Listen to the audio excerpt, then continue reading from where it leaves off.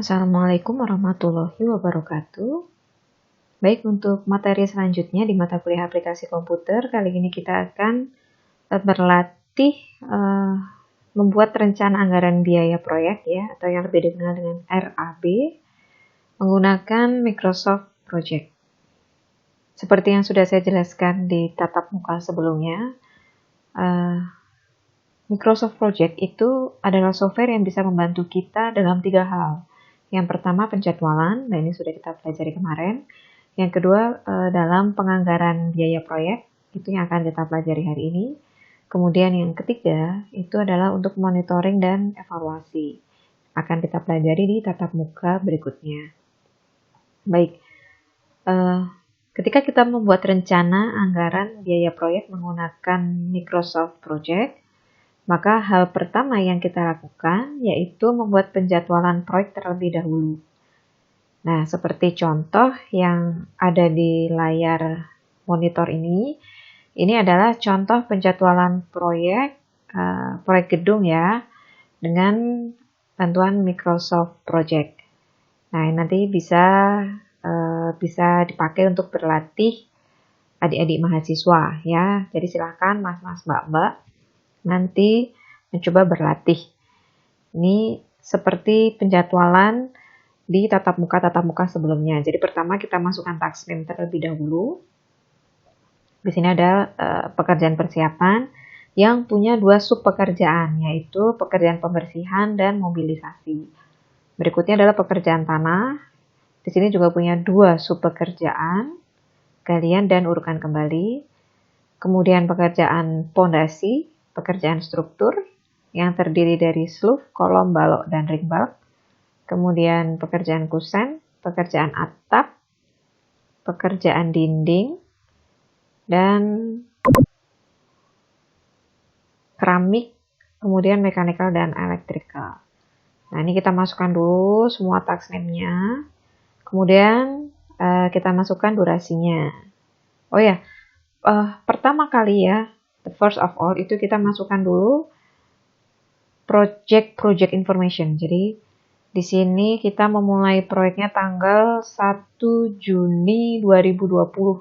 Jadi kita setting start projectnya adalah 1 Juni 2020. Baik, untuk durasi juga sama. Satuannya kita rubah dulu menjadi weeks ya. Jadi kita masuk file, option, kemudian di tab yang schedule itu nanti ada duration is enter in. Nah, kita ganti yang weeks. Terus di situ juga ya, itu nanti ada schedule-nya manual atau auto gitu. Nah, kita klik yang auto schedule. Nah, kalau masih bingung, bisa dicek di materi-materi sebelumnya.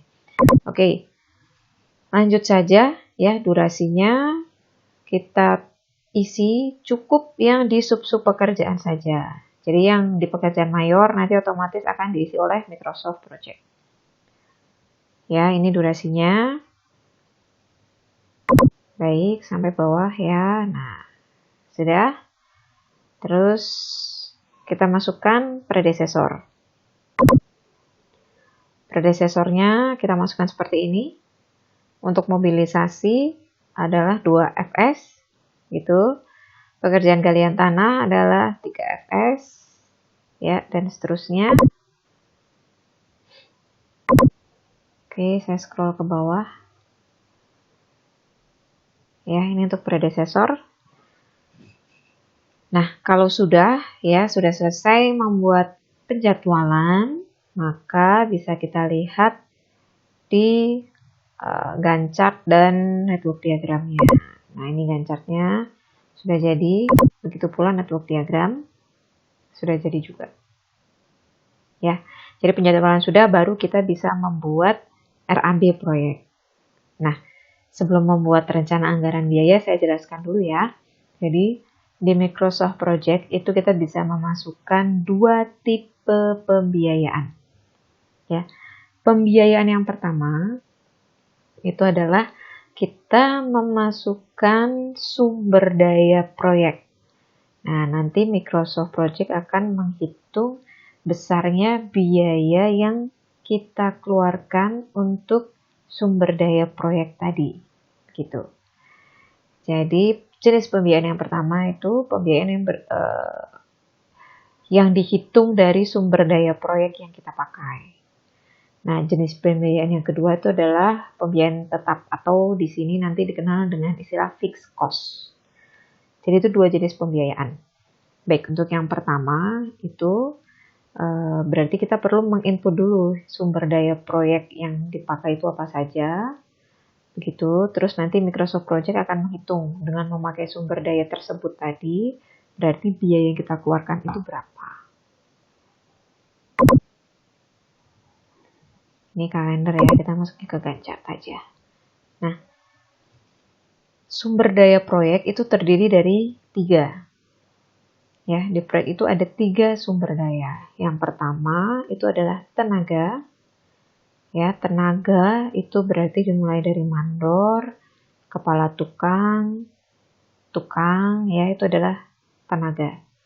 Sumber daya yang kedua itu adalah material. Jadi semua jenis pekerjaan ya, kalau kita lihat ada sluf, kolom, balok, ringbal, itu butuh material. Ya, kita harus membelanjakan sejumlah material tertentu. Ya, itu jenis sumber daya kedua. Lalu yang ketiga itu adalah alat.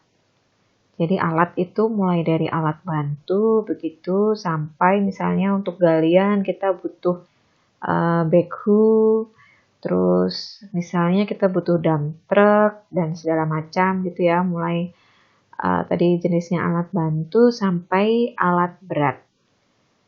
Nah, sumber daya yang kita pakai itu pastinya membutuhkan biaya yang harus kita hitung. Jadi tadi ya, ketika menghitung pembiayaan, itu Microsoft Project butuh informasi dulu. Untuk pekerjaan-pekerjaan ini, itu sumber daya yang dipakai apa saja. Begitu. Nah, sebelum kita memasukkan sumber daya tadi per masing-masing pekerjaan, misalnya sluf, oh ternyata saya butuh semen 15 sak gitu ya. Terus saya butuh pasir misalnya 3 kol dan lain-lain. Sebelum kita masukkan sumber daya tadi per masing-masing pekerjaan, kita buat dulu database. Jadi kita perlu database sumber daya proyek. Nah, itu kita masuknya di sini. Ke bawah ya. Resource sheet. Nah, ini resource sheet. Kita klik. Nah, di sini. Jadi resource sheet itu seperti database. Kita punya sumber daya apa saja yang ada di proyek, begitu, itu kita masukkan ke resource sheet. Ya. Oke, kita bahas satu-satu per kolom. Yang pertama, kolom pertama itu ada resource name. Jadi resource name itu semua jenis sumber daya kita masukkan, kita tuliskan di situ. Mulai dari mandor, ya kalau contoh di sini. Terus tukang batu, pekerja, terus kemudian ada batu belah, semen, pasir, batu pecah, untuk baja tulangan, kayu sengon, gitu, bata. Nah, kita masukkan semua di sini. Nah, ini hanya latihan. Sumber daya itu banyak sekali kalau di proyek ya. Itu nanti kita masukkan di sini. Jadi ini nama dari sumber daya, masing-masing sumber daya. Di kolom sebelahnya itu ada tipe. Nah, ini coba kita klik ya. Tipe di sini itu ada 3 macam. Ada work, material, dan cost. Nah, untuk yang tenaga, seperti mandor, tukang batu, pekerja, itu tipenya kita pilih yang work. Lalu untuk yang material, kita pilih yang material. Nah, kalau cost itu sebenarnya ada satu sumber daya lagi, yaitu modal, gitu ya. Itu kalau kita masukkan modal di sini di database resources, maka modal itu nanti tipenya adalah cost. Baik. Nah, ini untuk latihan. Untuk mandor, tukang batu dan pekerja, tipenya adalah work. Kemudian yang semua material, tipenya adalah material. Nah, apabila kita menggunakan alat berat, misalnya backhoe, dump truck, itu bisa kita klik yang material. Sebetulnya ada beberapa pendapat untuk alat berat, jadi bisa kita pakai yang tipe work, bisa kita pakai tipenya material. Tipe material itu menurut masukan saya itu dipakai apabila alat berat itu adalah kepunyaan kita sendiri. Begitu. Nah, apabila alat berat itu sewa, gitu ya, itu kan berarti kan kita punya keterbatasan. Nah, itu kita masukkan tipenya yang work. Oke, itu untuk kolom tipe. Di sebelah kanannya ada kolom material. Material ini bisa kita isikan informasi mengenai satuan-satuan dari material.